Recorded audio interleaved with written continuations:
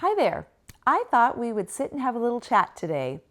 I was getting ready to declutter my bathroom this morning, and the morning just did not go as I'd planned. And at one point, I was thinking through some things, and I said to myself, that is the worst way to declutter. And I stopped and thought, are there other bad ways to declutter? Other things we do that kind of set us up for failure? Things we do that hinder the process? So I just sat down and wrote out a couple things and decided to make this video. Welcome to the Peaceful Home. If you've never been here, I'm Teresa, and I'm a professional organizer, have helped tons of clients declutter over about 20 years, but I still struggle myself.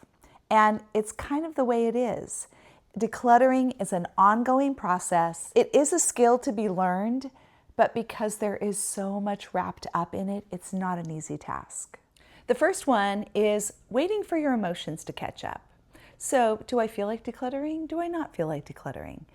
When we act out of our emotions, we don't have consistency. We don't have clarity. If I'm feeling like a particular project isn't that exciting and I'm just not motivated to do it, I'm letting my emotions rule. The second terrible way to declutter is not knowing your why. This is so important. Why are you doing it? Now, maybe your home is fairly tidy and neat, and you've done your decluttering, you've kept it up, then you're just in a maintenance phase, and that's pretty easy. But if you are working at getting rid of the big stuff, and what I mean is the things that mean something to you, things that you love, things that you value, that can be really tough if you don't understand why you're doing it.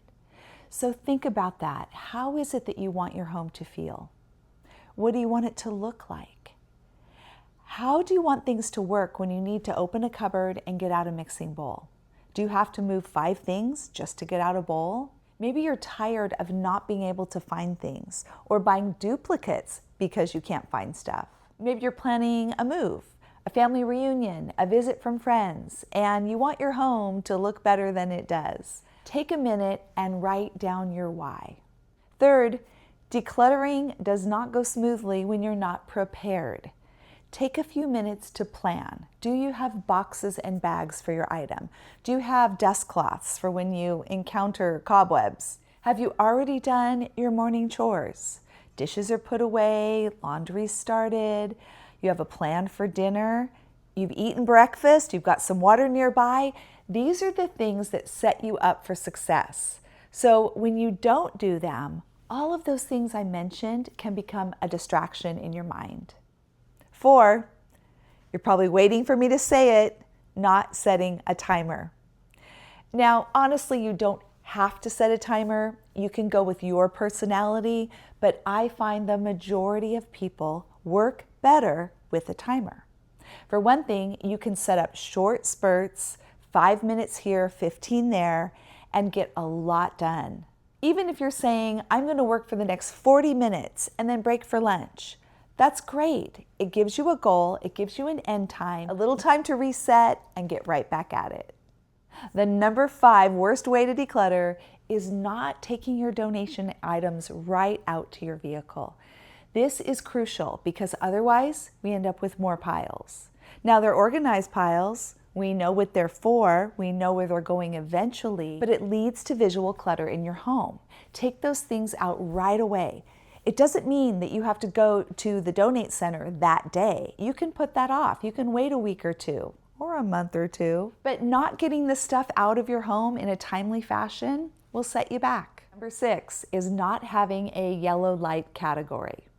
Now, if you've seen any of my previous videos, one of the decluttering methods I follow is a green light, yellow light, red light. So green, obviously you're keeping, red is going, yellow, you're not sure. Having this category is so helpful. Do you know why? Because without it, you will have a much larger green pile. Because when we're forced into it, it's a lot easier to say, okay, I'll keep it because I'm not sure. Very rarely, if we're undecided, will we just decide to pitch it. Kind of depends on what mood you're in. But when you have a yellow light category, you have things that you can freely put into a pile and say, I'm not sure about you yet. It allows you to keep up a good pace, be motivated to continue, and not having the harder decisions bog you down. Now, you do have to eventually get to that yellow pile, but then what I do is I look at that and I look at my space. I look at my container. Is there room? And if there is, I can take whatever from the yellow category and begin to fill that box, bag, closet, whatever. But once I run out of room, the rest is going to have to be donated. Number 7 is not having a wait and see bin. Now this might sound like it's the same as the yellow light category, but it is different. So with yellow light, you're making the decision that day. It's temporarily put to the side, but you are going to finish that current job and you are going to make a decision about each of those items. With the wait and see, you're actually going to box things up. Dishes that you're not sure about, books you're not sure you'll read again, clothing that you're not ready to part with, but you also don't wear. Those things go in the wait and see, and that just takes a load off. Again, you're allowed to make decisions faster because you're not being pushed up against a wall. Like you have to decide right now if this is staying or going. Now the downside to that, of course, is you can have an entire space filled with wait and see bins. But that's for another video. Unless you are a decluttering newbie, you've heard of number 8. And that is don't pull out more than you are able to sort and put back in the allotted time period. This is where we can really get stuck. We just start pulling everything out of our closet and then, oh, I have to be at work in 15 minutes. And your bedroom is a disaster. Don't go crazy. Know your limitations. Maybe take out all of your sweaters first. Finish that job.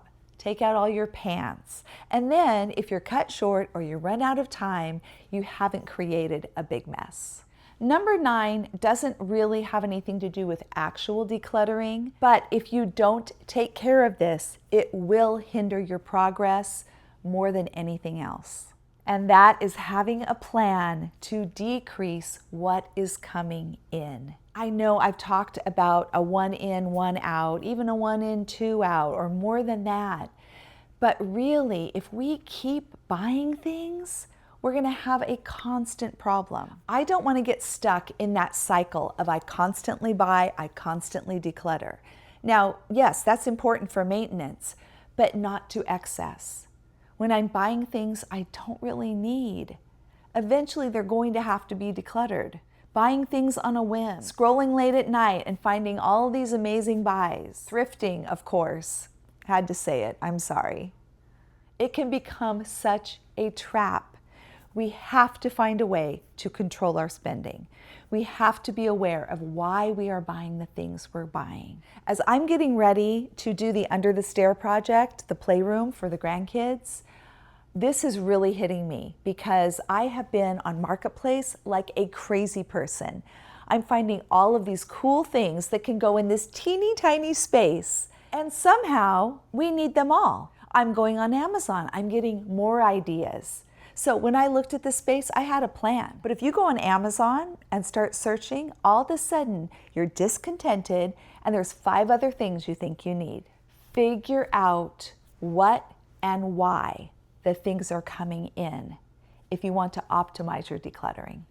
And number 10, the worst way to declutter is to do it without a maintenance routine. Because otherwise you are a dog chasing its tail.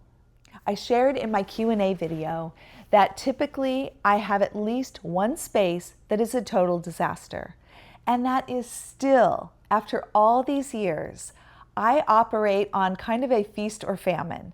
Like I'm going to go all out, declutter this area. It's got the great after photo. I feel so good about my accomplishment, and then I move on to the next thing. Well, I don't touch that again. That's the problem. We have to develop a maintenance routine where we are touching base on the places that we've already decluttered. We've got to go back. We've got to keep it up. It's like doing an amazing spring cleaning of your house and then deciding for the next 3 months you're never going to dust or vacuum again. That makes no sense. You certainly can have a devoted time for intensive cleaning, but you have to do the maintenance to keep it up. This kind of goes back to number 1. acting out of our emotions. And it comes down to, what do I feel like doing? I had a great time doing a full declutter and makeover of my laundry room. And now what's the next project? If that is my thinking, I am going for the dopamine hit again. And we need routines that will help keep us in check. It's a routines issue. And we need to find joy and contentment in the day-to-day things, the simple things. A quick 5 minutes to dust our living room, a 1-minute tidy before bed, a 15-minute timed decluttering session. Building routines by habit stacking, that's the way to do it. Take something that you want to do. So for example, I've decided one of my worst spots is my nightstand. I am not going to bed until I tidy my nightstand. Now, how am I going to stack that with something else? Well, I always go and put my phone in the charger before bed. So to me, charge the phone, tidy the nightstand. If I practice those two habits together, they're going to get cemented in my brain, and I'm setting myself up for success. Part of my why in decluttering is getting to a place where I no longer walk into a room or open a drawer and say, oh, I need to get to that. I want to have the right amount of possessions where I can be in a maintenance phase. And right now, I'm not there. I have areas where I know that needs serious work. Just close the door, don't want to look at that right now. But I'm very hopeful that I'm going to get there. But I'm going to avoid these 10 things that hold me back, that distract me, that keep me from thinking clearly.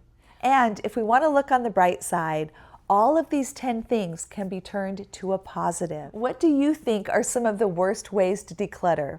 What are things that get in your way, that set you back, or keep you from even starting to begin with? I would love to hear in the comments below. Please consider subscribing and share this video with a friend, especially a friend who may be on a decluttering journey as well. Thank you for joining me today on The Peaceful Home. I hope you have an amazing day.